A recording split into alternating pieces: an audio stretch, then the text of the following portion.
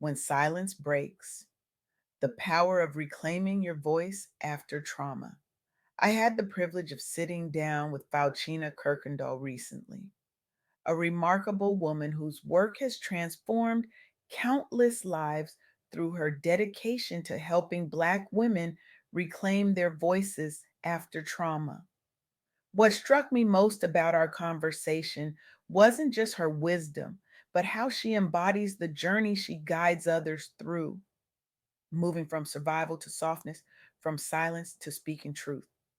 Fouchina isn't just a mentor or guide, she's a revolutionary who understands that when a Black woman reclaims her voice, she doesn't just change her own life. She shifts the axis of possibility for generations to come. Have you ever felt the weight of words caught in your throat? That moment when you know exactly what needs to be said, but something stops you. The words form perfectly in your mind, but when they reach your lips, they dissolve into silence. For many of us, especially Black women, that something has a name: trauma. Trauma doesn't just wound the body or mind, it steals your voice. It whispers dangerous lies. Stay quiet. Don't rock the boat. Nobody wants to hear you anyway. And we believe it. Oh, how we believe it. I remember what Fauchina shared about this silencing effect. Trauma, she said, doesn't just happen to you, it happens through you, changing how you move through the world, how you speak or don't speak your truth. Her words landed with such precision that I felt them reverberate through my body. The statistics are staggering. According to research, Black women experience higher rates of trauma exposure, yet are among the least likely to receive appropriate mental health support. We're expected to be strong, to carry on, to keep quiet and keep moving. But at what cost? The cost is our voices, our authentic selves, our power, our joy, our softness. The very essence of who we are becomes buried under layers of protective silence. When I asked Fachina about this phenomenon, she leaned forward with such intensity that I felt the weight of her words. When a Black woman loses her voice to trauma, she explained, she doesn't just lose her ability to speak up for herself. She loses her ability to dream out loud, to set boundaries, to pass down wisdom to the next generation. The silence becomes generational. Let that sink in for a moment. The silence becomes generational. Isn't it fascinating? And by fascinating, I mean absolutely heartbreaking. How trauma can take something as fundamental as our voice and lock it away. How many brilliant ideas, powerful stories, and world changing visions have been lost because trauma convinced someone their voice didn't matter. But here's where hope enters the story, because silence can be broken, voices can be reclaimed, and when they are, worlds change. Take Tarana Burke. Long before Me Too became a viral hashtag in 2017, Burke was creating safe spaces for Black women and girls to share their stories of sexual violence. Her work began in 2006, sparked by her own experiences and by one heartbreaking moment when a young girl confided in her about sexual abuse.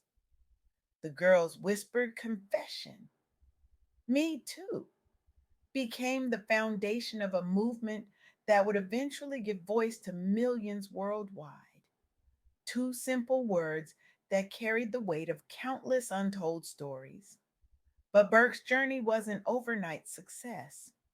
For years, her work remained in the shadows, overlooked by mainstream media due to the same racial bias that silences so many Black women's contributions. Yet she persisted, creating spaces where survivors could speak without shame or fear. When Me Too finally went viral, it wasn't just a hashtag, it was a global reclamation of voice. Millions found solidarity through shared experiences, public discourse shifted toward believing survivors, and holding institutions accountable. One woman's refusal to stay silent changed everything. This is the power Fouchina Kirkendoll speaks about, the ripple effect that happens when we dare to break the silence trauma has imposed on us.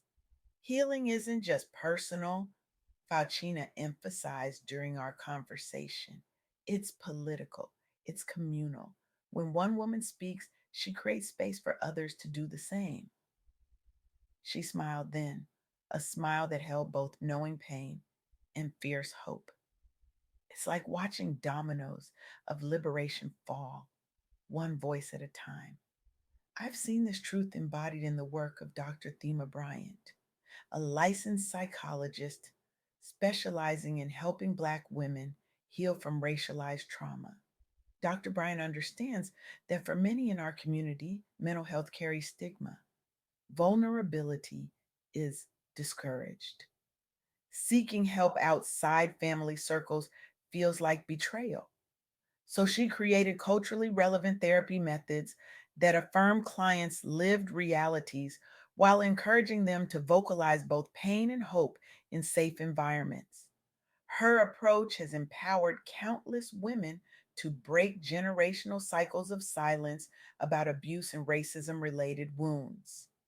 As president elect for the American Psychological Association, author of books like Homecoming and host of the Homecoming podcast, Dr. Bryant models what it looks like when a Black woman reclaims her voice and uses it to help others do the same.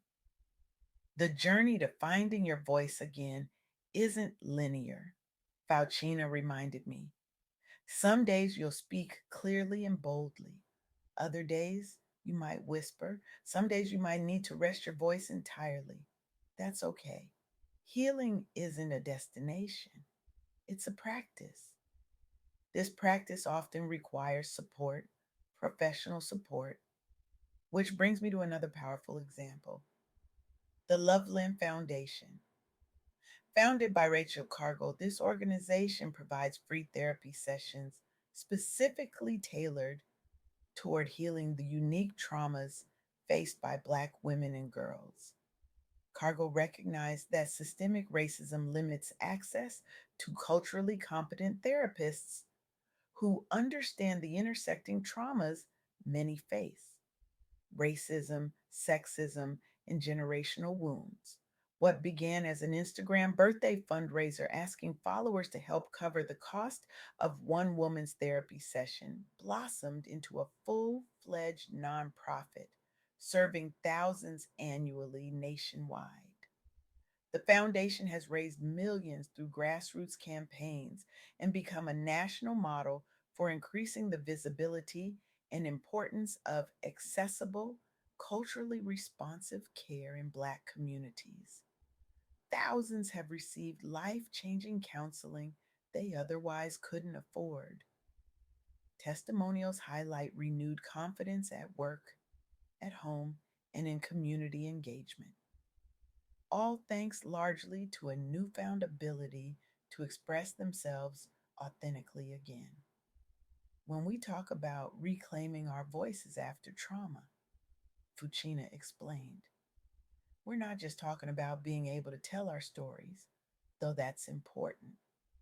We're talking about reclaiming our right to set boundaries, to say no, to dream out loud, to laugh without restraint, to cry without shame, to pray without apology, to exist fully in our humanity.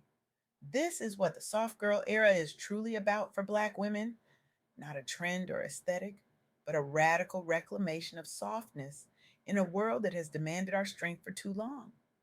It's permission to put down the cape, to rest, to heal, to speak our truths without diluting them for others' comfort. As Fouchina so eloquently put it, your voice is not just sound, it's power, it's legacy, it's healing. And no trauma, no matter how devastating, gets to keep it forever. I want to pause here and acknowledge something important. The journey of reclaiming your voice after trauma isn't easy. It can be terrifying. When you've been silent for so long, whether by choice or by force, speaking up feels like standing naked in a crowded room, vulnerable, exposed, judged. But here's what Fauchina wants you to know: you don't have to roar right away. You can start with a whisper. Write down what you need to say, even if no one else ever reads it. Speak your truth to yourself in the mirror. Share with one trusted friend or therapist. Join a support group where others understand. Create art that expresses what words cannot yet form. Each small act of voice is an act of reclamation, each word a victory over what tried to silence you. And remember this truth that Fouchina emphasized throughout our conversation: healing is not selfish, it's sacred. Your voice matters not just for you, but for everyone who will find courage in your courage, strength in your strength, and voice in your voice. I think about the words of Audre Lorde, who said, "When we speak, we are afraid our words will not be heard or welcomed. But when we are silent, we are still afraid. So it is better to speak, better to speak. Even when your voice shakes, even when the words come out imperfectly, even when you're afraid, because your voice, especially after trauma has tried to steal it, is revolutionary. So today I challenge you, yes, you, to take one step toward reclaiming your voice. It doesn't have to be grand or public. Write down one truth you've been afraid to speak. Share with someone safe, or simply whisper it to yourself as an act of reclamation. And then help someone else find their voice too. Because liberation isn't just personal, it's communal. Remember, your silence was never the price of your safety. Your voice is not just your right, it's your power. And the world desperately needs to hear what only you can say. The trauma that tried to silence you doesn't get the last word. You do.